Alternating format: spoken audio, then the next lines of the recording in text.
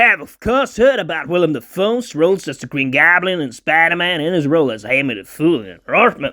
And those were movies where he did really good performances. But a less-known role I will talk about today is the one he did as Eric Masters in To Live and Die in LA from 1985.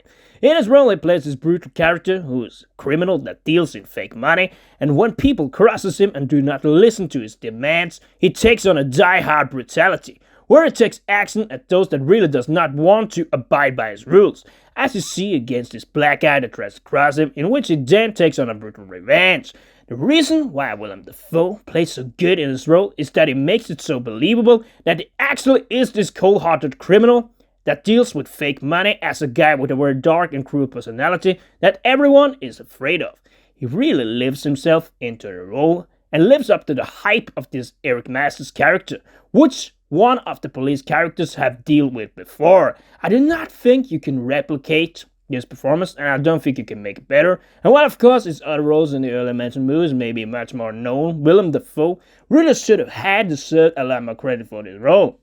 Because really, he does a surefire performance, which outshines all the other actors on the spot. None of the other actors can match him, and while John Turturro does a stellar performance here, it is a couple of miles away from one of Willem Dafoe's best lead performances, which really happens in this role. The movie keeps you on the edge of your seat. The movie keeps you enticed, but it is really much more about Willem Dafoe's dark personality, brutality, and fear that it brings to this hardcore criminal, which is a character that is hardly replicated anymore. Of course, the reason this role is so underrated is that very few people have heard about this movie, as opposed to the other movies Willem Dafoe has played in, like the Spider-Man movies, Nightmare Alley and The Northman. As then a younger man, Dafoe overperforms on every level, and here, as around 30 at the start of his career, it was more than surely this performance that will ride Dafoe onto new heights.